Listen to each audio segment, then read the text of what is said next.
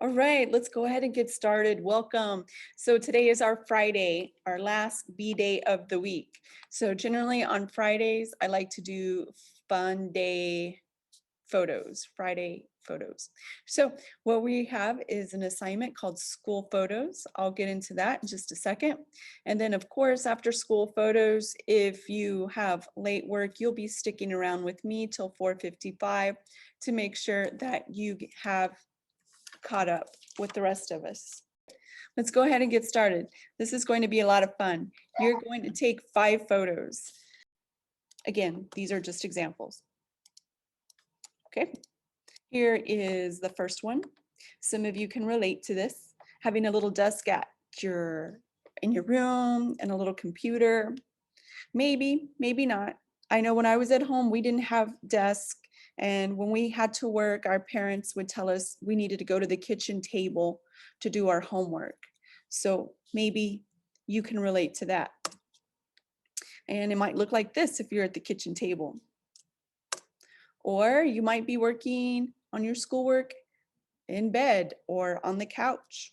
And you might have food with you, and you might like that part of your experience that you can eat whenever you want to. You don't have to wait for lunch, and you've got all the snacks that you like because they're from the grocery store. So maybe lunch is your favorite. And what if you don't want to be in these photos? How can you show your school experience, your homeschool life without being in the photo? Well, here's some practical ideas. We all need these basic tools to do our schoolwork, whether it's a tablet or a computer or a cell phone. We need some mode to go to Google Classroom. So we see 2 modes here. We see 2 cell phones and a desktop computer. We see a mouse, and then we are going to need to write at some point because we may not have to turn in actual papers, but sometimes scratch sheet of paper is the only way to work out an algebra or geometry problem. So paper, pen, you may or may not have a book that you checked out from the school for this year. Headphones, some of you like to do your Zoom this way because you have other siblings that are doing Zoom at the same time. Sorry, this picture's blurry, but we can relate to this experience of seeing a Zoom and taking notes because, well, some of our assignments we can't get to very well when we're on Zoom, so we take notes. And then these are just other examples. Some of you have pets at home. So I know when I was teaching online at home, I always had my dogs on each side of me. You might have a dog in your lap sometime or keeping you company. Can you incorporate that into your photo? And here's an example of a younger student, and you might have some younger siblings at home, and that's part of your online homeschool experience, is that you're all in the same classroom now. You might be on different Zooms, but you're all doing school in the living room or the kitchen. And it looks like he is doing it on the family television. He's doing his lesson. Some of you, as mentioned at the very beginning, might be fortunate to have your own little desk in your room, or you found some little end table around the house and you figured out how to convert it to a desk with an extra lamp you found around the house, or maybe some other little tools that you need. And then this is not part of the assignment. This is just a meme. Buzz Lightyear saying, you see, we only work 3 hours a day. And this is a homeschooler explaining homeschooling to a public school student. So some of you might like that part about school, homeschool, is that you're not sitting in a class for 8 hours. If you add up all your homework that you do with us on Zoom during the day, or let's say classwork, because rarely we give you homework, you could probably say you've got it all done in 3 hours. If you cut out lunch and intervention and passing periods, you probably get school done every day in 3 hours, and that's a perk to homeschooling. Okay, and then this one where Drake is basically saying the same thing as Buzz Lightyear. 8-hour school day versus, well, get all your schoolwork done with homeschooling in 3 hours. Okay, now you are going to take 5 photos. Let's go to the directions. We're going to head over to Google Classroom.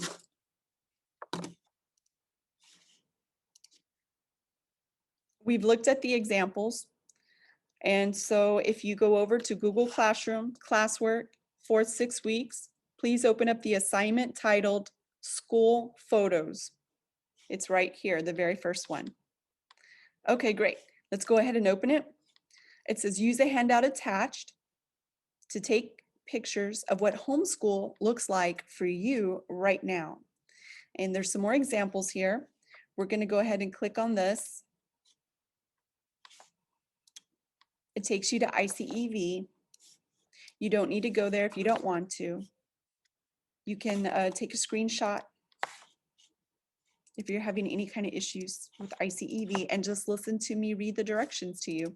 Here it is. Number 1, take 5 photos. These 5 photos must represent your experience as a homeschooler. Number 2, when taking your photos, be sure to note that you're trying to take pictures representing what we've learned: color, texture, line, space, or depth of field. 3, review your photos. Choose the best 3. 4, edit the photos. And when we say edit the photos, it means crop them, maybe change the saturation of the picture, or maybe simply flip it to black and white. Second part of number 4, it says explain how you chose the subject for the photos.